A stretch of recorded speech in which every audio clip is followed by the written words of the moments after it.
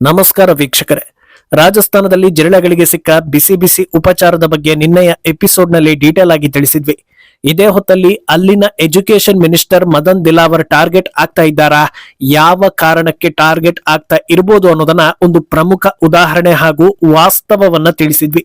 ಆದ್ರೆ ಅದೇ ಸಚಿವ ದಿಲಾವರ್ ಕುರಿತಂತೆ ಇನ್ನಷ್ಟು ಇಂಟ್ರೆಸ್ಟಿಂಗ್ ವಿಚಾರಗಳು ಹೊರ ಬರ್ತಾ ಇದ್ದು, ಇದನ್ನೆಲ್ಲ ನೋಡಿದ್ಮೇಲೆ ಪಕ್ಕ ಇದೇ ಕಾರಣಕ್ಕೆ ಅವರನ್ನ ಟಾರ್ಗೆಟ್ ಮಾಡಿರಬಹುದು ಅನ್ನೋ ಅನುಮಾನ ದಟ್ಟವಾಗಿ ಕಾಡ್ತಾ ಇದೆ.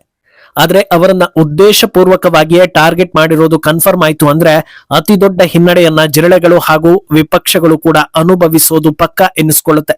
ಇನ್ನೊಂದೆಡೆ ಜಿರಳೆಗಳ ನಾಟಕ ಕೂಡ ಬಯಲಾಗ್ತಾ ಇದ್ದು, ಮತ್ತೊಂದು ಉತ್ತರಿಸಲಾಗದ ಪ್ರಶ್ನೆ ಜನರ ಕಡೆಯಿಂದ ಬರ್ತಾ ಇದೆ. ಇದೆಲ್ಲವನ್ನ ಒನ್ ಬೈ ಒನ್ ವಿವರಿಸ್ತಾ ಹೋಗ್ತೀವಿ. ಈ ವಿಡಿಯೋವನ್ನ ತಪ್ಪದೆ ಕೊನೆ ತನಕ ನೋಡಿ. ಅದಕ್ಕೂ ಮುನ್ನ ಮೀಡಿಯಾ ಮಾನ್ಸ್ಟರ್ ಚಾನೆಲ್ ಅನ್ನ ತಪ್ಪದೆ ಸಬ್ಸ್ಕ್ರೈಬ್ ಮಾಡಿ. ಎಸ್, ಭಾರತದಲ್ಲಿ ರಾಜಕೀಯವಾಗಿ ಒಂದು ದೊಡ್ಡ ಘಟನೆ ನಡೀತಾ ಇದೆ ಅಂದ್ರೆ ಅದು ಅಚಾನಕ್ ಆಗಿ ಆಗೋದಿಲ್ಲ. ಅದರ ಹಿಂದೆ ಸಾಕಷ್ಟು ಸೀಕ್ರೆಟ್ ವಿಚಾರಗಳು ಇರುತ್ತವೆ ಅನ್ನೋದು ಕೆಲ ಘಟನೆಗಳ ಮೂಲಕ ಈಗಾಗಲೇ ಸಾಬೀತಾಗಿದೆ.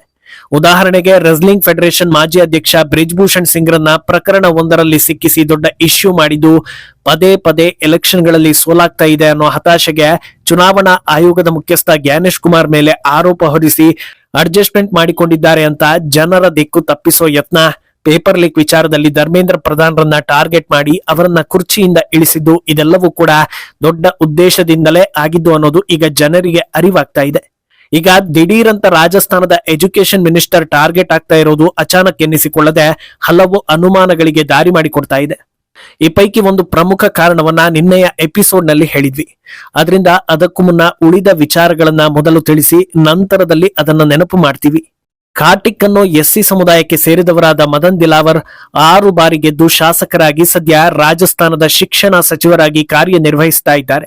ಕಟ್ಟರ್ ಹಿಂದುತ್ವವಾದಿ ಹಾಗೂ ಬಿಜೆಪಿ ಕಟ್ಟಾಳುವಾಗಿರೋ ದಿಲಾವರ್ 1990ರಲ್ಲಿ ಕಾಶ್ಮೀರದಲ್ಲಿ ಹಿಂದೂಗಳ ನರ್ಮೇದ ಆದಾಗ ಒಂದು ಸಂಕಲ್ಪವನ್ನ ತೊಟ್ಟಿರ್ತಾರೆ. ಜಮ್ಮು ಕಾಶ್ಮೀರದಲ್ಲಿ ಈ ಪರಿಸ್ಥಿತಿಗೆ ಕಾರಣವಾಗಿರೋ ಆರ್ಟಿಕಲ್ 370 ರದ್ದತಿಯಾಗೋ ತನಕವೂ ಹಾಸಿಗೆ ಮೇಲೆ ಮಲಗೋದಿಲ್ಲ ಅಂತ ಶಪಥಗೈದಿರ್ತಾರೆ. ಅದೇ ವರ್ಷ ಇನ್ನೊಂದು ಪ್ರಮುಖ ಸಂಕಲ್ಪವನ್ನು ಕೂಡ ತೊಟ್ಟಿರ್ತಾರೆ. ಅದು ಅಯೋಧ್ಯೆಯಲ್ಲಿ ರಾಮ ಮಂದಿರ ನಿರ್ಮಾಣ ಆಗೋ ತನಕವೂ ಹೂವಿನ ಹಾರವನ್ನ ಹಾಕಿಸಿಕೊಳ್ಳೋದಿಲ್ಲ ಅಂತ. ತಾವು ತೊಟ್ಟ ಸಂಕಲ್ಪದಂತೆ ಅದನ್ನ ಪಾಲಿಸಿಕೊಂಡು ಬಂದಿರ್ತಾರೆ. ಈಗ 2024ರಲ್ಲಿ ಮತ್ತೊಂದು ಸಂಕಲ್ಪವನ್ನ ತೊಟ್ಟಿದ್ದಾರೆ.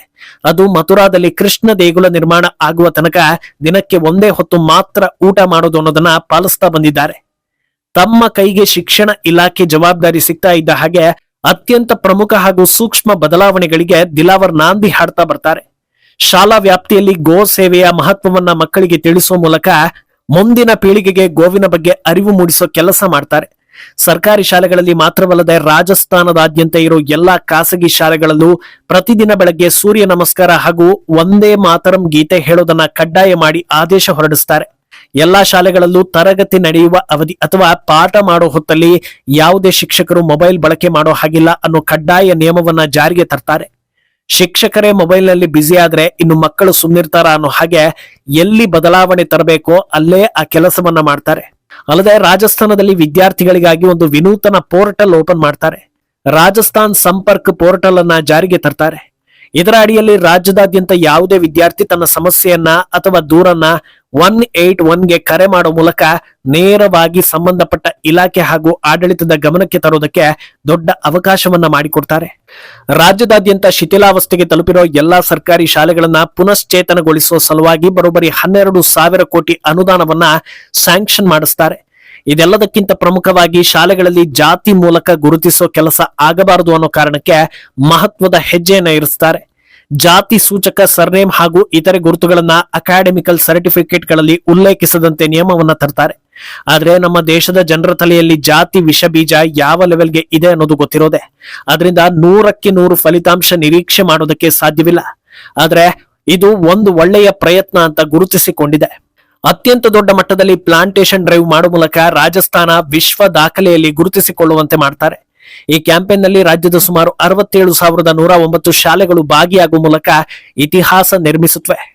ನೆನೆಗುದಿಗೆ ಬಿದ್ದಿದ್ದ ರಾಜಸ್ಥಾನ ಸರ್ಕಾರಿ ಶಾಲೆಗಳನ್ನ ಅಪ್ಗ್ರೇಡ್ ಮಾಡೋ ಸಲುವಾಗಿ ನಾನಾ ರೀತಿಯ ಕ್ರಮಗಳನ್ನ ಅನುಸರಿಸುತ್ತಾರೆ.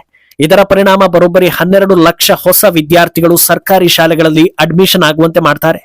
ಇದರಿಂದಾಗಿ ನ್ಯಾಷನಲ್ ರ್ಯಾಂಕ್ ನಲ್ಲಿ 13ನೇ ಸ್ಥಾನದಲ್ಲಿದ್ದ ರಾಜಸ್ಥಾನ ಸರ್ಕಾರಿ ಶಾಲೆಗಳು ಟಾಪ್ 3ನೇ ಸ್ಥಾನಕ್ಕೆ ಬಂದು ನಿಲ್ಲುತ್ತವೆ. ಈಗ ಅಯೋಗ್ಯರ ಗುಂಪು ಅದೇ ಸರ್ಕಾರಿ ಶಾಲೆಗಳಲ್ಲಿ ತಲಹರಟೆ ಮಾಡೋದಕ್ಕೆ ಹೋಗಿ ಜನರಿಂದ ಪೆಟ್ಟು ತಿಂದು ಅರಚಾಟ ಕಿರುಚಾಟವನ್ನ ಆರಂಭಿಸಿವೆ. ಅಷ್ಟೇ ಅಲ್ಲದೆ ಪ್ರತಿ ಶಾಲೆಗಳಲ್ಲೂ ಮಕ್ಕಳ ಸುರಕ್ಷತೆಗೆ ಆದ್ಯತೆ ನೀಡುವ ಸಲುವಾಗಿ ಸಾಕಷ್ಟು ಕ್ರಮಗಳನ್ನ ಕೈಗೊಂಡ ಹೆಗ್ಗಳಿಕೆ ಕೂಡ ಶಿಕ್ಷಣ ಸಚಿವ ಮದನ್ ದಿಲಾವರ್ಗೆ ಇದೆ.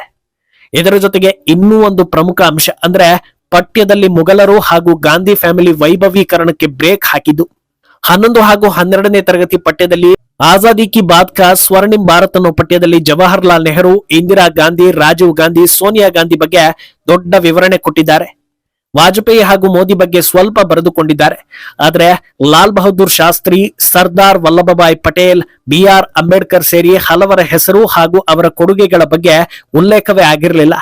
2019ಕ್ಕೆ ಈ ಸಿಲೆಬಸ್ ಅಪ್ಗ್ರೇಡ್ ಆಗಿದೆ. ಆದ್ರೂ ಕೂಡ ಈ ಪಾಠದಲ್ಲಿ ಆರ್ಟಿಕಲ್ 370ರ ರದ್ದತಿ ಬಗ್ಗೆ ಸೇರಿಸಿಲ್ಲ ಅನ್ನೋ ಕಾರಣಕ್ಕೆ ಅದನ್ನ ಕಿತ್ತು ಬಿಸಾಡ್ತಾರೆ.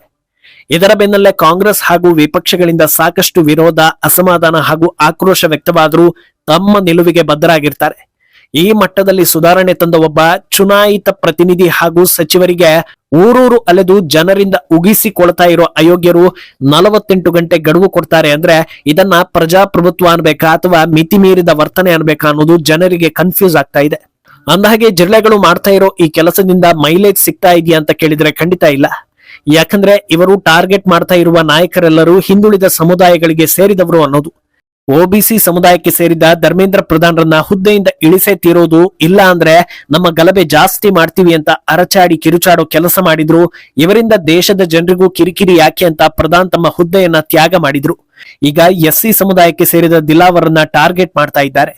ಇಲ್ಲಿ ಕೇವಲ ಜಾತಿ ವಿಷಯ ಮಾತ್ರ ಇಲ್ಲ, ಶಿಕ್ಷಣ ಸಚಿವರಾಗಿ ಇಷ್ಟೊಂದು ಕ್ರಾಂತಿ ಹಾಗೂ ಸಾಧನೆ ಮಾಡಿದ ನಾಯಕನ ಬಗ್ಗೆ ಮಾತಾಡೋ ಯೋಗ್ಯತೆ ಇಲ್ಲದೆ ಇದ್ರೂ ಮೇಲೆ ಬಿದ್ದು ಕೆಣಕೋ ಉತ್ಸಾಹಕ್ಕೆ ಕಾರಣ ಏನು ಅನ್ನೋದು ಜನರಿಗೆ ಅರ್ಥವಾಗ್ತಾ ಇಲ್ಲ. ಈಗ ನಿರೀಕ್ಷೆಯೇ ಇರ್ಲಿಲ್ಲ ಅನ್ನೋ ಹಾಗೆ ರಾಜಸ್ಥಾನದಲ್ಲಿ ಸಾರ್ವಜನಿಕರು ಬಡಿದು ಓಡಿಸಿದ್ದಾರೆ. ಇದನ್ನ ಡಿಫೆಂಡ್ ಮಾಡಿಕೊಳ್ಳದೆ ಇದ್ರೆ ಈ ನಾಟಕವನ್ನ ಕಂಟಿನ್ಯೂ ಮಾಡೋದಕ್ಕೆ ಆಗೋದಿಲ್ಲ. ಅದಕ್ಕೆ ತಕ್ಷಣಕ್ಕೆ ಹೊಡೆದವರೆಲ್ಲರೂ ಬಿಜೆಪಿ RSS ನವರು ಅಂತ ಮುದ್ರೆ ಒತ್ತಿಬಿಟ್ರು. ನಂತರ ಆಸ್ಪತ್ರೆಯಲ್ಲೂ ಇವರ ಡ್ರಾಮಾ ಮುಂದುವರೆದಿರೋ ಬಗ್ಗೆ ಸಾಕ್ಷಿಗಳು ರಿವೀಲ್ ಆಗ್ತಾ ಇದೆ. ಒಂದು ಕೈಗೆ ಗಾಯ ಆಗಿದ್ದಕ್ಕೆ ಬ್ಯಾಂಡೇಜ್ ಹಾಕಿಸಿಕೊಳ್ಳೋದಕ್ಕೆ ಆಸ್ಪತ್ರೆ ಒಳಗೆ ಹೋಗುವ ಒಬ್ಬ ಜಿರಳೆ ವಾಪಸ್ ಬರುವಾಗ ವೀಲ್ ಚೇರ್ ನಲ್ಲಿ 2 ಕೈಗಳಿಗೆ ಫ್ರಾಕ್ಚರ್ ಹಾಕಿಸಿಕೊಂಡು ಬಂದಿರೋದು ಎಲ್ಲಾ ಕಡೆ ವೈರಲ್ ಆಗ್ತಾ ಇದೆ. ಅಲ್ಲದೆ ದೇಶದಲ್ಲಿರೋ ಎಲ್ಲಾ ಸರ್ಕಾರಿ ಶಾಲೆಗಳನ್ನ ಉದ್ಧಾರ ಮಾಡ್ತೀವಿ ಅಂತ ನಾಟಕ ಮಾಡ್ತಾ ಇರುವವರು ಯಾಕೆ ಕೆಲವೊಂದು ರಾಜ್ಯಗಳನ್ನ ಮಾತ್ರ ಸೆಲೆಕ್ಟ್ ಮಾಡಿಕೊಳ್ತಾ ಇದ್ದಾರೆ? ಅದರಲ್ಲೂ ಬಿಜೆಪಿ ಆಡಳಿತ ಇರೋ ರಾಜ್ಯಗಳಿಗೆ ಮಾತ್ರ ವಿಸಿಟ್ ಮಾಡ್ತಾ ಇರೋದು ಯಾಕೆ? ಪಂಜಾಬ್, ಹಿಮಾಚಲ ಪ್ರದೇಶ, ಜಾರ್ಖಂಡ್, ಕರ್ನಾಟಕದಲ್ಲಿ ಸರ್ಕಾರಿ ಶಾಲೆಗಳೇ ಇಲ್ವಾ? ಅಥವಾ ಅಲ್ಲಿನ ಮಕ್ಕಳ ಮೇಲೆ ಕಾಳಜಿ ಇಲ್ವಾ? ಹೀಗೆ ನಾನಾ ರೀತಿಯ ಚರ್ಚೆಗಳು ನಡೀತಾ ಇದೆ. ಒಟ್ಟಲ್ಲಿ ಇವರನ್ನ ಅವರ ಪಾಡಿಗೆ ಬಿಟ್ರೆ ತಮ್ಮ ಬಣ್ಣವನ್ನ ತಾವೇ ಕಳಚಿಕೊಂಡು ದೇಶದಾದ್ಯಂತ ಬೆತ್ತಲಾಗುವುದು 100% ಸತ್ಯ ಅನ್ನೋದು ಕಾಣಿಸ್ತಾ ಇದೆ. ಸದ್ಯ ಒಂದು ರಾಜ್ಯದಲ್ಲಿ ಜನರು ಹೊಡೆತ ಕೊಟ್ಟಿದ್ದಾರೆ. ಇನ್ಯಾವ ರಾಜ್ಯಗಳಲ್ಲಿ ಇನ್ನೇನು ಮಾಡೋದಕ್ಕೆ ಹೋಗಿ ಏನೆಲ್ಲ ಆಗಲಿದೆ ಅನ್ನೋದು ಸದ್ಯಕ್ಕೆ ಕುತೂಹಲ. ಈ ಬಗ್ಗೆ ನಿಮ್ಮ ಅಭಿಪ್ರಾಯವನ್ನ ತಪ್ಪದೆ ಕಮೆಂಟ್ ಮೂಲಕ ತಿಳಿಸಿ.